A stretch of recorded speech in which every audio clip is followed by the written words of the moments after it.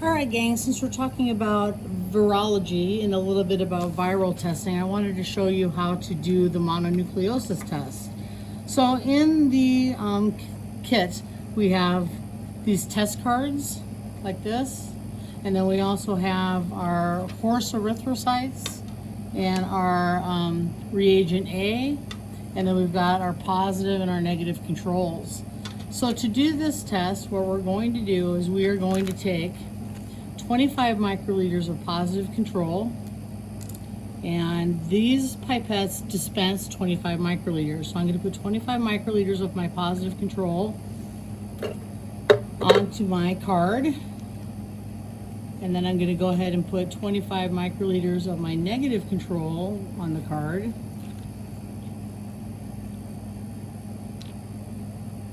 And like I said, these will dispense 25 microliters. So I'm going to put 25 of my negative control. Okay. And then what I'm going to do is I'm going to put 25 microliters of my patient on my test card. Okay, here's my patient's serum.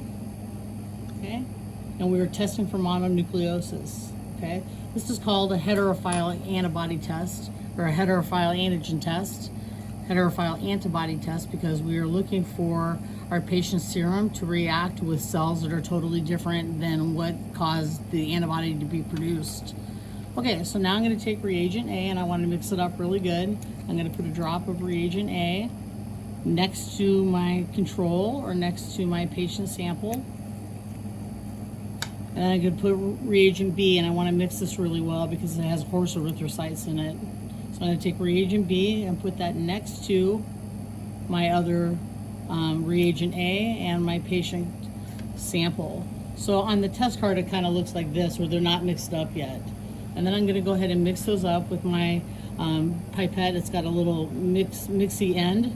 I'm going to go ahead and mix that.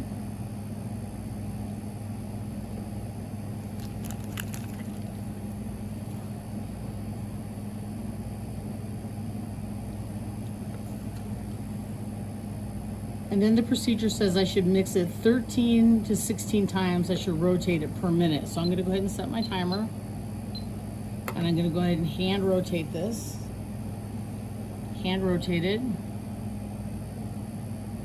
13 to 16 times per minute.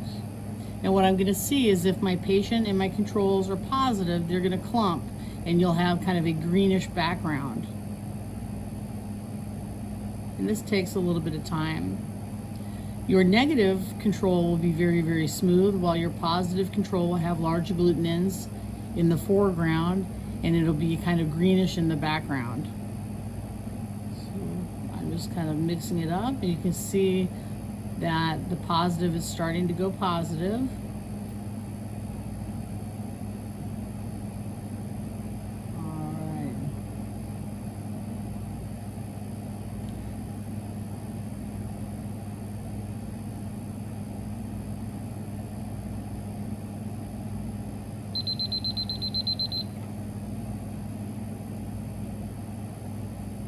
All right, so it's kind of tough to see, but as you tip the card towards you and away from you, as you can see, we have agglutinins in the foreground and a smoothness in the background. Let me do that positive control again.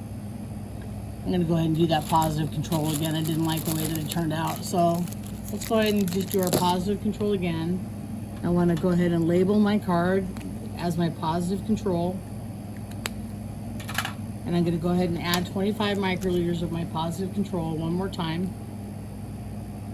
I'm not sure I got a full drop the first time. There we go. Okay. And then I'm going to go ahead and add my reagent A and my reagent B. Reagent A. Reagent B. And then I'm going to mix these together using my stir stick, and then I'm going to rotate this for 1 minute. All right, let's try that again.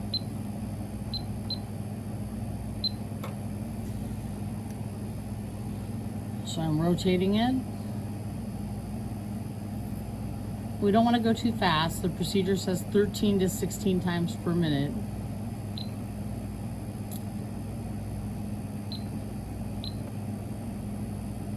Yeah, it's going a lot better now that I have a little bit more control. Here we go. Now we're going. This is going to look a lot better for you guys. So the reason I'm redoing this is my positive control didn't look very positive. So I wanted to make sure to do the positive control one more time before I report out my patient.